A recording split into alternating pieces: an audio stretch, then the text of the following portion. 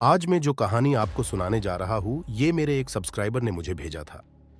ये कहानी बेसिकली उनके पड़ोस वाले घर में हुई थी और इतना भयानक हादसा था कि वो लड़की लगभग एक हफ्ते तक रात में सो नहीं रही थी। नेहा एक वर्किंग वुमेन थी जो अपने काम को लेके काफी सीरियस थी। प्रमोशन पाने के लिए वो दिन रात मेहनत किया करती थी, पर उसके काम का सारा क्रेडिट उसकी एचआर मैनेजर कोमल ले जाती थी। इतनी मेहनत और लगन से काम करने का कोई भी फायदा उसको नहीं मिल रहा था। ऊपर से कोमल उसको बिल्कुल पसंद नहीं करती थी। जब वो ऊंचे पोजीशन में आ गई, उसने नेहा को नीचा दिखाना शुरू कर दिया। बात बात पे ऑफिस के स्टाफ के सामने डांट लगाना, उसकी इंसल्ट करना, ये सब रोज की बातें हो चुकी थी। इन्हीं सब बातों के वजह से नेहा के मन में कोमल के खिलाफ नफरत भर चुकी थी। एक रोज ऐसे ही रोज रोज के तानों से तंग आके नेहा घर जल्दी जाने का तय करती है। गुस्से में वो ऑफिस के पार्किंग एरिया में पहुंचती है। तभी अचानक वहां की लाइट चली जाती है। वो अपना मोबाइल ढूंढने के लिए पर्स में हाथ डालती है। तभी अचानक से एक अंधेरे कोने से एक आवाज सुनाई देती है। काफी परेशान करती है ना वो। ऐसा लगता है ना कि काश वो तुम्हारी जिंदगी में ना होती तो तुम्हारी लाइफ और अच्छी हो सकती थी। कितना अच्छा होता अगर तुम एक दिन ऑफिस आओ और देखो कि उसकी लाश पंखे से टंगी हुई मिले, या फिर सुबह जब न्यूज़पेपर पढ़ो तो उसमें उसकी बिल्डिंग से कूद के आत्महत्या करने की खबर हो। नेहा बोलती है, एक्सक्यूज मी, आप कौन हैं और किसकी बात कर रहे हैं? वो आदमी बोलता है, तुम्हें पता है मैं किसके बारे में बोल रहा हूँ? सब समस्या का समाधान इस जगह पे मिलेगा। इतना बोल के वो नेहा की तरफ एक कार्ड बढ़ा देता है। अचानक वो इंसान अंधेरे में कहीं गायब हो जाता है। तभी लाइट वापस आ जाता है। नेहा उस कार्ड को पढ़ती है। कोमल के लिए उसके मन में जो गुस्सा था वो नफरत का रूप ले चुका था। वो बस अब कोमल की बर्बादी चाहती थी। उस रात वो घर ना जा के उस कार्ड पे लिखे हुए एड्रेस पे जाती है। अंधेरी गली, पूरा सुनसान, आजू बाजू जितने भी घर थे सारे काले कपड़ों से ढके हुए थे। उस गली में घुसते ही नेहा को काफी नेगेटिविटी का एहसास होने लगा।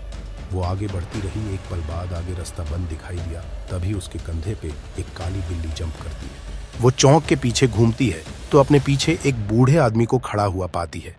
वो बूढ़ा आदमी उसको इशारे में पास बुलाता है। वो उसके पास गई, कोमल के बारे में जितनी भी नफरत उसके मन में था सब बताया। आखिर में बूढ़ा बस इतना बोलता है, सुन लड़की, कल सुबह होने से पहले वो तेरे रास्ते से हट जाएगी।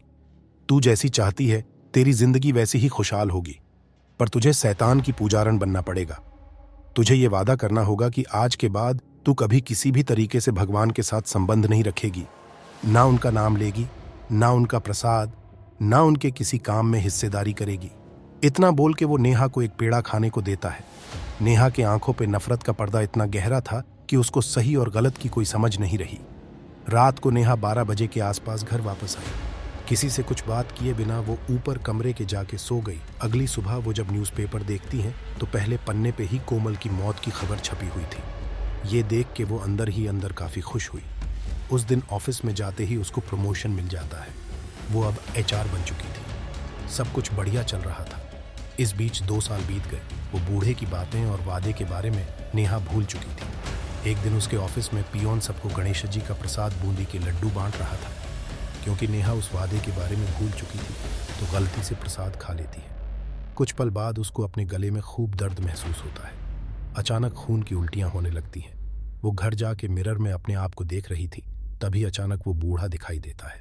वो बोलता है, लड़की, तूने अपना वादा तोड़ा है। अब धीरे धीरे मैं तेरे सारे करीबी लोगों की आत्मा छीन लूंगा।